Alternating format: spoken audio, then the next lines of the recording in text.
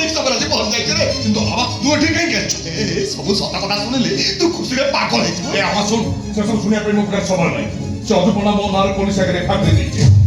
মোর অর্জন কমিউনিটি আসছে যেহেতু সে কাম সারি পড়াইছে তু পড়াইতা তাহলে পুলিশ আজ মতে আরেস্ট করিব আর তু ফসাই যাব পুলিশ তো আরেস্ট করব করে কাইকি ও বুঝলি বুঝলি তাদের তু সে চারজন সাথে কথা হতুলু মু ঠিক অনুমান করি পারতুলি তু কিছু গোটাই ভুল কাম করিବାକୁ যাউছু আর গোটে ভুল করিবি ସବୁ ଭୁଲ ସମାଧାନ ପାଇଁ ଏ ବାବର ତା ଜୀବନର ଶେଷ ଭୁଲ କରିବ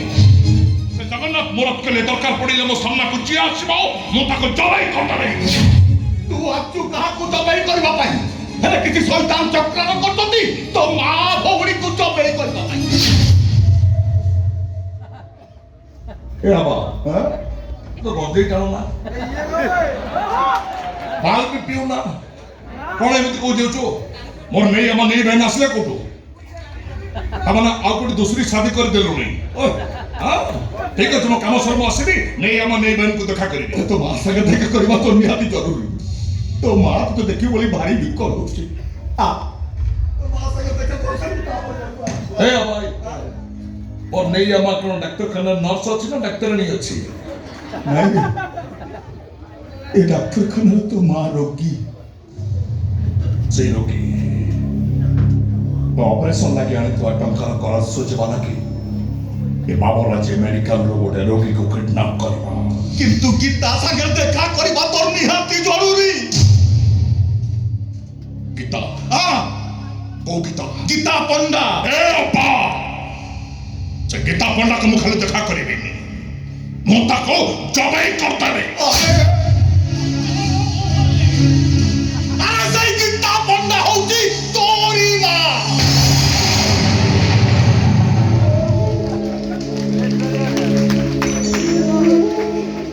कौन कुला बा गीता पंडा मामा ତୋ ଜନ୍ମ କଲା ମା नहीं झूठ को तू तो कथा को बाइक करिबी नहीं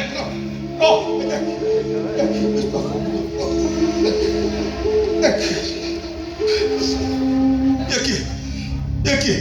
इतो तू ଆଉ ଇଏ एटा मु मो पिला दिन फोटो मो पाखरे गुटे अछि ହଁ ଆଉ ଇଏ ହଉଛି ତୋର ଜାଣଲା ଭାଇ जाना ଆଉ ଇଏ ମୋ ପାଖରେ ଯେ ଠିଆ ହେଇଛି ଇଏ ମୋ ସ୍ତ୍ରୀ ତୋ ମା ନା ନାହିଁ ए अप्पा ये हिंदू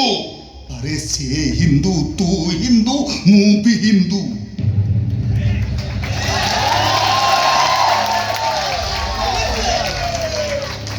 लेकिन अब्बा तो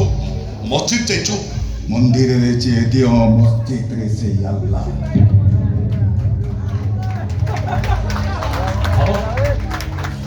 अब तू नमाज पढ़िचो କଣ ଆଉ କରିଥାନ୍ତି ଥରେ ଏକ ମଣିଷ ରକ୍ଷଣ କରିବି ଧରି ନେଇ ସାରିବା ପରେ କେମିତି ଶୁଣିଥାନ୍ତି ମୋ କଳା ଶାନ୍ତକୁ ତେଣୁ ଅଭିଶପ୍ତ ଜନ୍ମରୁ ମୁକ୍ତି ପାଇବା ପାଇଁ ଈଶ୍ୱରଙ୍କୁ ଡାକିବାର କିଛି ତ ଗୋଟେ ବାଟ ଦରକାର ନା एते भाई तू कुरान पढ़िचो अरे खाली कोरान नुहे गीता भागवत बाइबल सब पढ़िছে বুঝলো তাহলে শুন হিন্দু কহে একম ব্রহ্ম দ্বিতীয় নাস্তি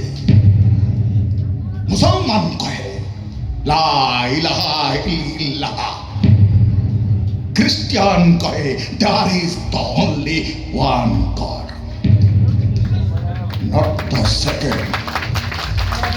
ସବୁର ମାନେ ସମାନ ସବୁର ଅର୍ଥ ସମାନ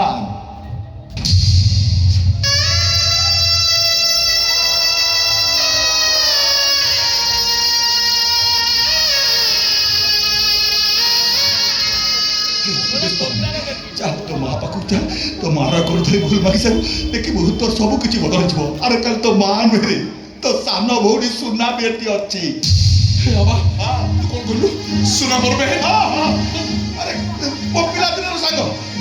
ତା ଝିଅ ସାଙ୍ଗରେ ତୋ ସାନ ଭାଇର ବାହାଘର କରିବୁ ବୋଲି ଆମେ ଦି ସାଙ୍ଗ ସପୋର୍ଟ କରୁଥିଲୁ କଣ ତ ନା ରାଧା ରାଧା ରାଧା ବି ଏଠି ଅଛି ରେ राधा तमने राधा ଆରେ ସେମାନେ ସମସ୍ତେ ଦେଖିଲେ ତତେ ଖୁସିରେ ପାଗ ହେଇକି ନାଚିଲେ खुशी पागल होई नाची बेनी मते घोषणा करी पोस्टमार्टम रूम को नहीं जिवे କି ପାଗଳାଟା କିରେ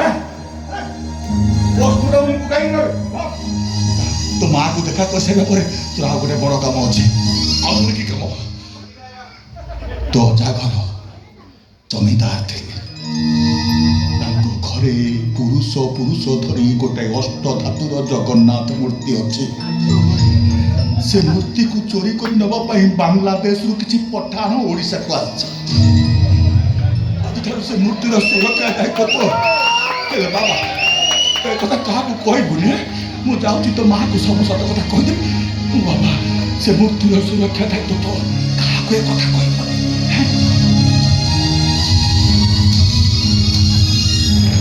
କୋଉଠୁ ପାଇବି ମୋ ଜଗନ୍ନାଥଙ୍କୁ?